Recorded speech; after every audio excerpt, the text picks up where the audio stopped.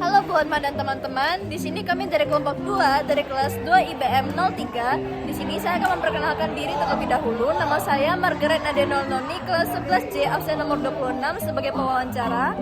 Perkenalkan, saya Elizabeth Giovanna S dari kelas 11C nomor absen 11. Saya di sini sebagai notulen yang akan mencatat jawaban. Saya Giska Lemota dari kelas 11A sebagai rekam suara. Saya Valerina Fadian Irwanto dari kelas 11C nomor absen 33 sebagai videografer. Halo Bu Hotma dan teman-teman, di sini sudah jam 5:20-an. Kami sedikit lagi akan mewawancarai dokternya karena kami janjian sama dokternya jam 5:30.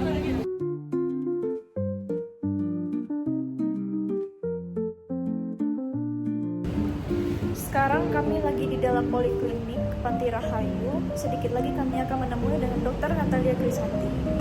Selamat sore Bu Dokter. Ini kami dari kelompok 2 untuk pelajaran ilmu biomedis bersama guru kami Bu Hotma. Kira-kira di poliklinik ini ada data tidak ya, data statistik mengenai pasien yang terkena infeksi dari cacing parasit selama 6 bulan terakhir? Kalau dalam 6 bulan terakhir, data statistik itu tidak ada. Karena memang kasusnya hampir tidak ada. Kita nggak tahu lagi kalau misalkan di kasus tadi itu dia tertumpang tindih oleh penyakit yang lain. Kalau untuk secara gambaran, kira-kira ada nggak ya? Gitu. Kira-kira ada nggak yang terinfeksi? Dari kemarin-kemarin sih kayaknya 6 bulan terakhir tidak ada. Tapi kalau misalnya yang paling umum terkena penyakit parasit cacing ini, itu biasanya dari kelompok usia apa ya? Remaja, anak-anak, balita, atau orang dewasa, lansia? Paling banyak balita. Balita. Kenapa begitu? Karena kita manusia kan memang ada fase oral ya. Banyak kan mereka yang terinfeksi cacing itu juga di fase anak-anak, tapi dengan latar belakang sosial ekonomi yang rendah serta kesadaran akan kebersihannya juga rendah. Kayak dari makanan, minuman yang terkontaminasi juga bisa, dari lingkungan yang kotor juga. Kebanyakan dari lingkungan. Kalau makanan itu ya mungkin kalau makanannya kurang matang, makanannya kurang dicuci bersih mungkin bisa. Cuman kebanyakan dari tanah biasanya. Kan anak-anak kan sering gitu ya, main-main tanah, habis itu lupa cuci tangan kayak gitu-gitu. Makanya kalau di sekolah, TK terutama, puskesmas itu sudah ngasih profilaksis, jadi ngasih pencegahan 6 bulan sekali akan diberikan obat cacing untuk anak-anak dan wajib diminumkan oleh orang tua. Kemudian untuk orang-orang atau anak-anak yang biasanya itu terkena infeksi parasit ini, itu biasanya itu gejala umumnya apa ya Dok?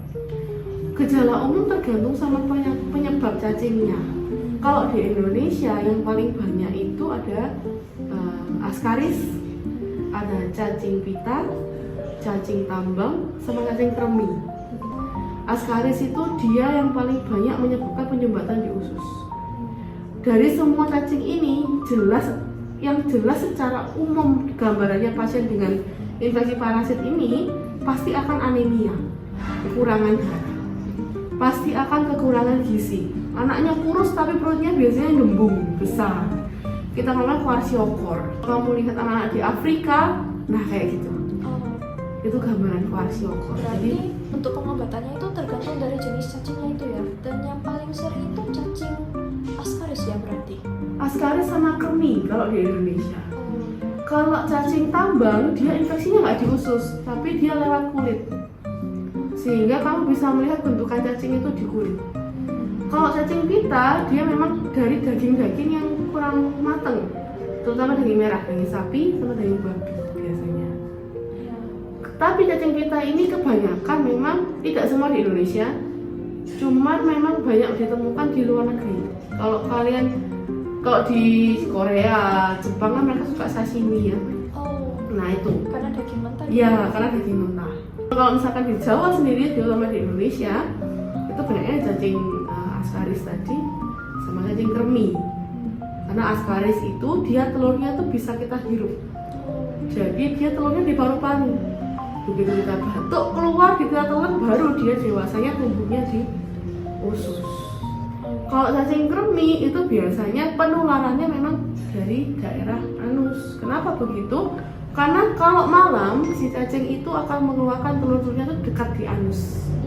dan itu membuat gatal. Berarti kalau untuk mendiagnosis cacing-cacing tersebut itu biasanya melalui Kita biasanya kalau kebanyakan karena mereka tinggalnya di pencernaan, pasti kita ceknya di stool, di feses. Jadi kita bikin sediaan feses kita bilang.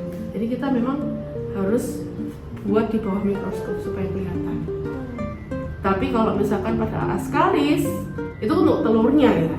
Tapi pada askaris dari USG aja kelihatan karena dia kan besar, kelihatan di usus.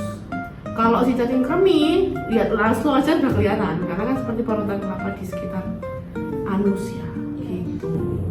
berarti kemudian kalau untuk pengobatan khususnya untuk cacing kremi sama cacing askaris itu gimana ya? Kalau cacing kremi sama cacing askaris memang sebenarnya cacing kremi masih bisa lah diobati pakai obat-obatan minum seperti albendazole, mebendazole gitu. Walaupun si cacing askaris juga sama, bisa diobati dengan itu. Mungkin butuh waktu antara 1-3 hari sampai si larva telurnya sudah mati semua.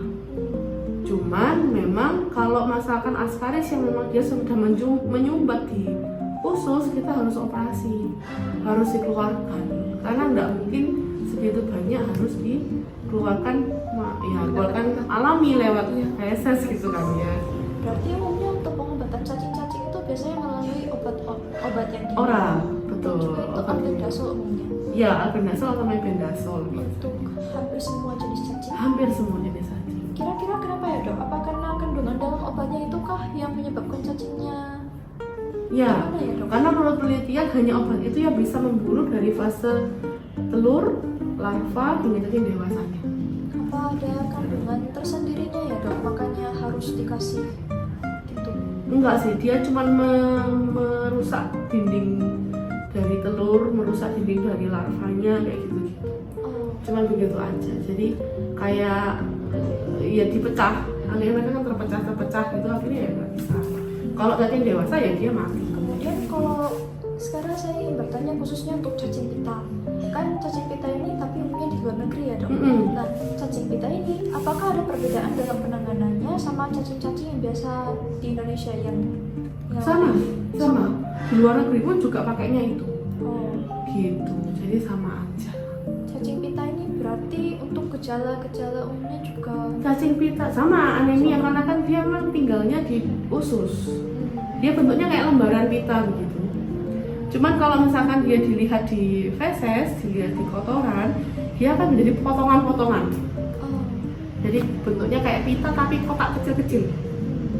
Gitu. Dan cacing pita itu dari potongan-potongan itu, misalkan nih dalam satu penelitian, cacing pita itu diambil cacing dewasa.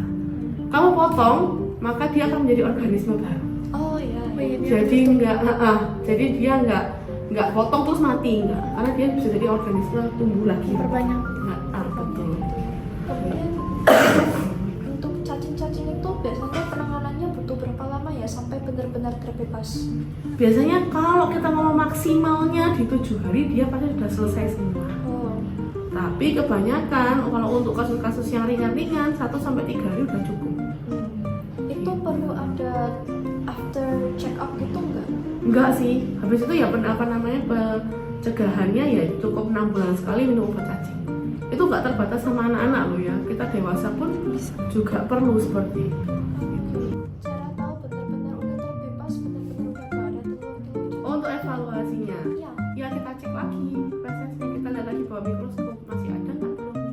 Oh, setelah periode 7 hari. Ya biasanya pada cacing-cacing yang askaris tadi aku bilang kalau udah mati terus dia keluar lewat feses.